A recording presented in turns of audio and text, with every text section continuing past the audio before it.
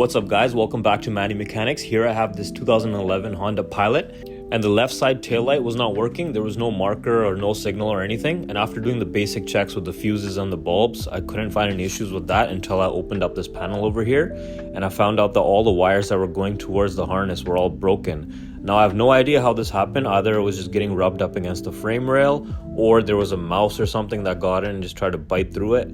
I have no idea at this point, but I found the issue, so I'm just working ahead here.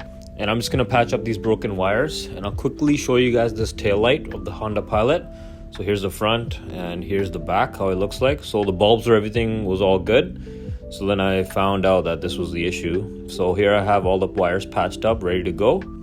And I just use some regular heat connectors so no moisture gets in afterwards. Alright, so after patching up all the wires, I put the panel back on and I put the taillight back in and plugged everything in. Now I'm just going to test out if everything works correctly. Alright, perfect. So the marker lights are working. So if you guys have the same issue where your lights are not working, after checking the bulbs and fuses, just check behind the panel and see if you guys have the same issue. And if you do, you'll know what to do. Alright, the signal works as well. We're all good. And on to the next.